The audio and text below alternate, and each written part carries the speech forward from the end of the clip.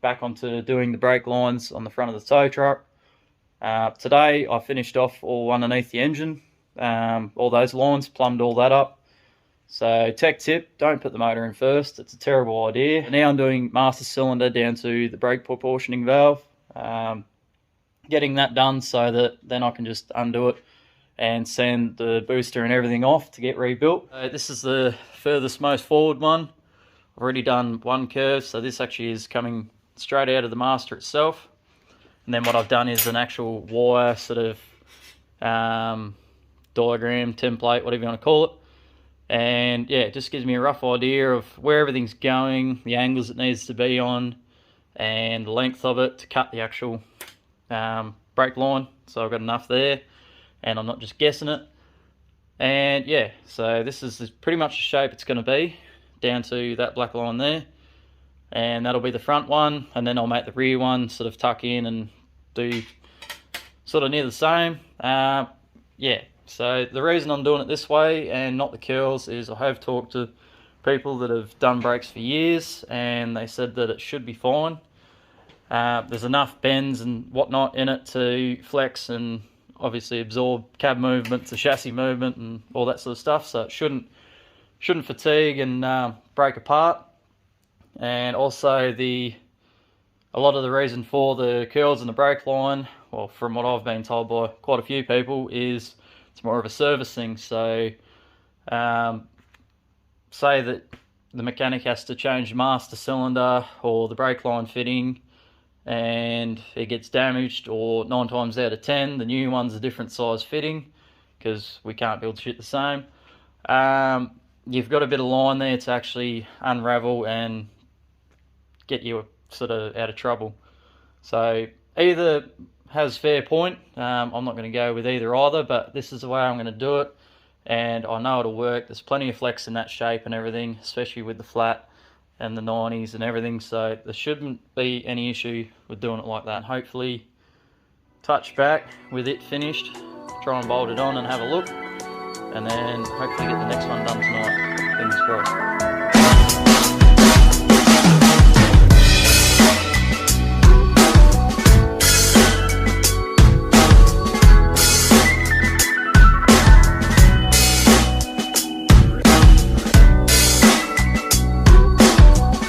That's one line all finished up. So yeah, as I was saying, that wire template does really make life a lot easier, because pretty much this thing fit straight away. It only needed a little bit of sort of manipulation just to sort of get everything right, just because I like things to be 90 degrees and straight. And so yeah, that's that one done. So now I've got to get on to the front one, which is this big fella. So for anyone who's not really up to speed with brakes on F-trucks and whatnot, just because this is at the front doesn't mean it's the front one. So this is rear, that's front. Rear, front. So for anyone wondering. But yeah, so now I'll get on to the other one.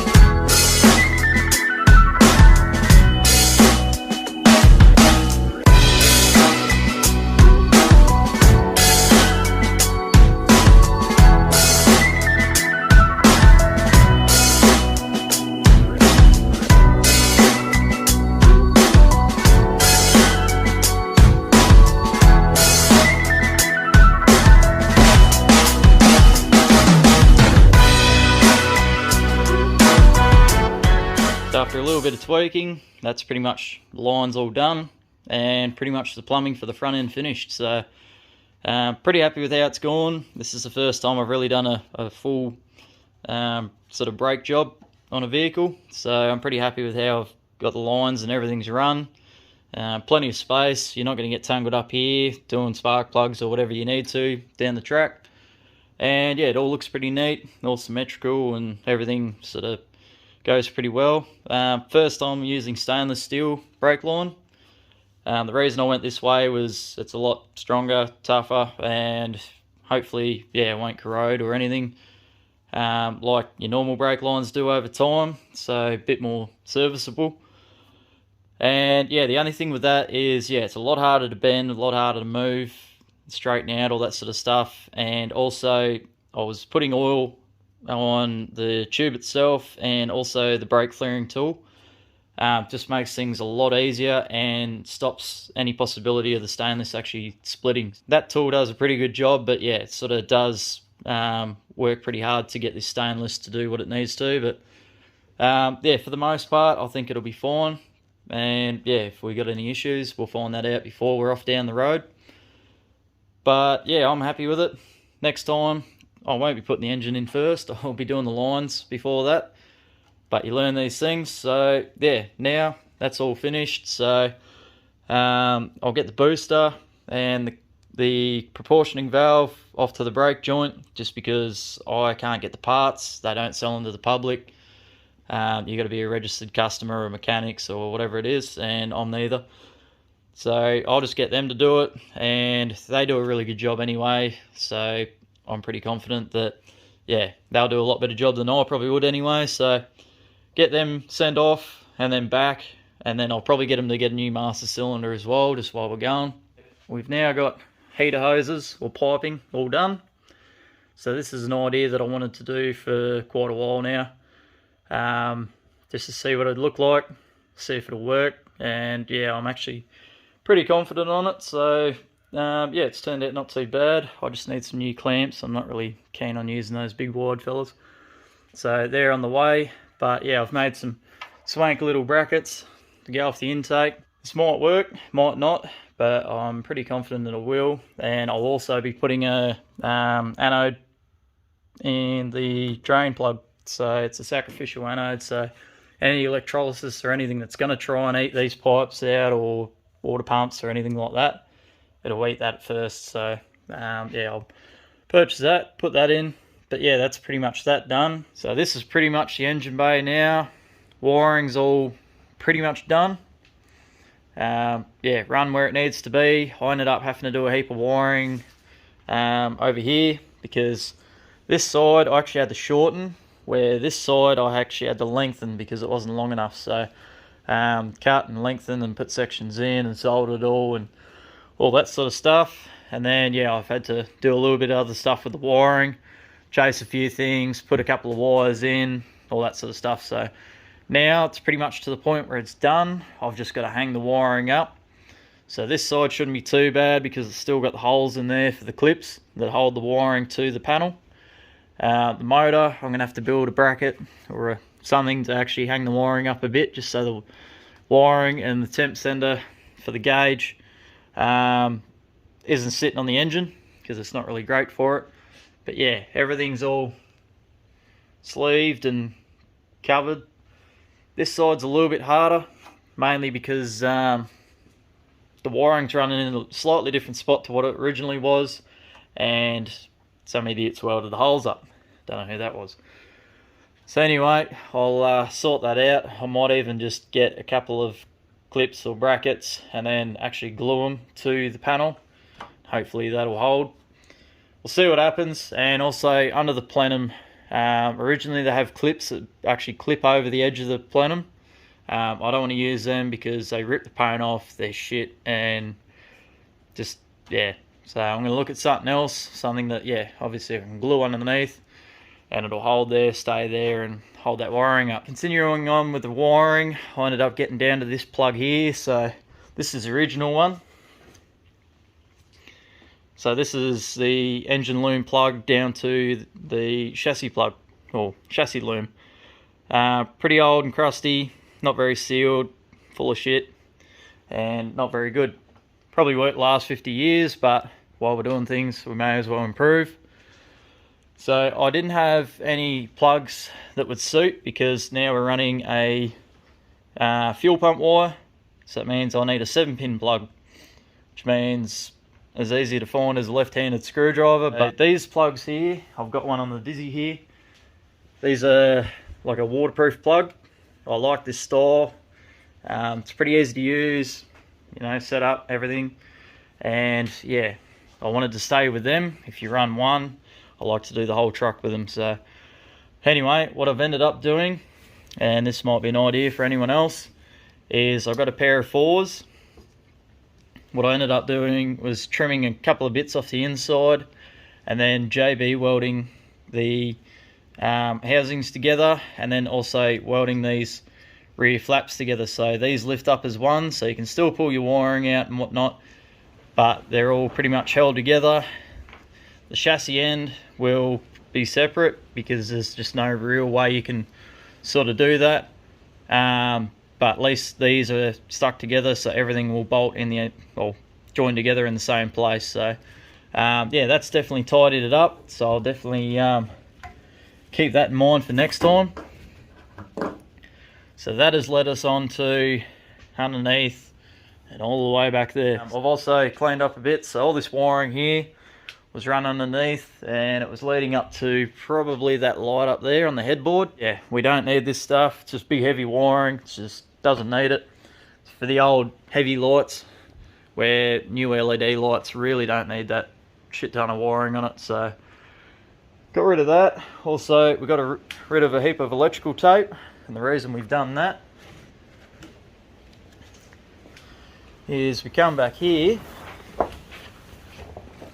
is I started unwrapping all the wiring that goes from that connector at the front all the way down. It actually goes to that bottom of the pivot arm there, comes all the way back up, and then goes along the, obviously, the deck of the tray. Yeah, so most of this is the original wiring. The reason I unwrap it is it's old wiring. Things have hit it in the past. The tape on it was trashed, and there were a couple of little cuts and bits and pieces.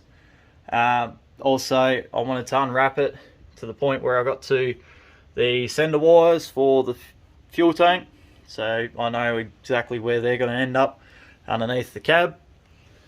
But the main reason I do this sort of stuff is not because I want to take 8,000 years to build anything, but that, for example, if it's going to zoom, that's not good. That's shit ass. So twitch and tape, yeah, no, it's not going to fly here. It's also split further down, but yeah, that's the main culprit there. There's two wires that have been done, and then the green behind it also has a heap of exposed wiring, so you can imagine that bouncing down the road, touching each other. Not a great idea, and definitely not the right practice to do. So yeah, we've got that, and then the original wiring goes along, and this is where it sort of changes. So this is probably not done too bad. Most people have probably done it like this, but they've just used normal crimp terminals, which probably has done the job for now. But yeah, they're not sealed. Moisture gets in there and it'll probably turn to shit. And then what I've seen they've done is they've just got your normal 5-core or your 5-wire trailer wiring, which then runs down the back, which will be fine.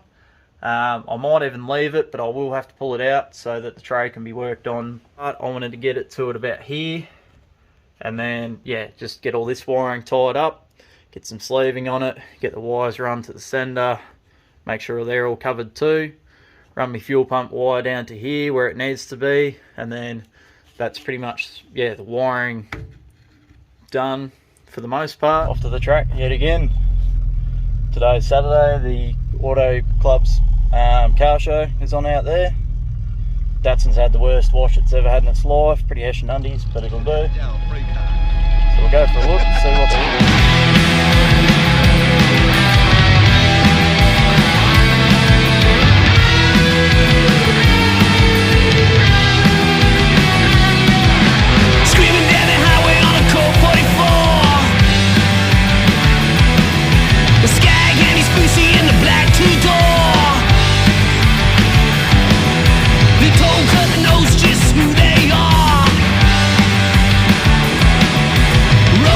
Freedom, but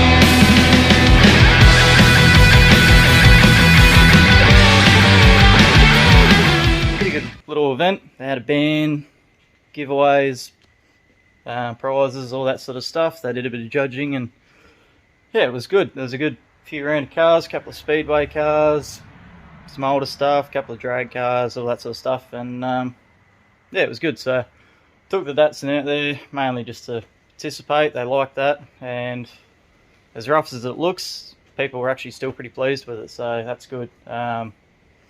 Yeah, I feel a little bit down at the moment because it's not in its greatest shape, but other people still enjoy it, so pretty happy about that. Got the rest of the wiring, cleaned it up, just went over it and cleaned all the shit and the crud off it, and yeah, they've come up pretty good.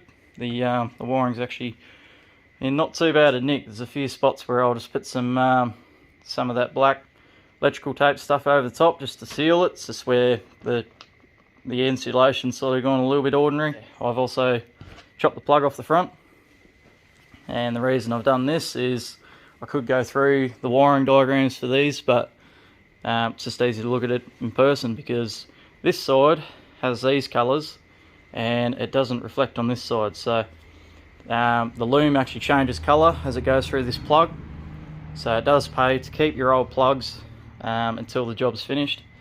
Otherwise you'll throw that out, never to be seen again, and you go, shit, what colour went where? This just makes it easier. So that's the loom taped pretty much to where the fuel cylinder wires come out of, because now I need to see where they're going to be placed so that they're not sort of down further than where they need to be, or up further, because we've chopped stuff out. You don't have to flat tape them, but I like to, just because you look at this end, you know it's going to be the same on the other end.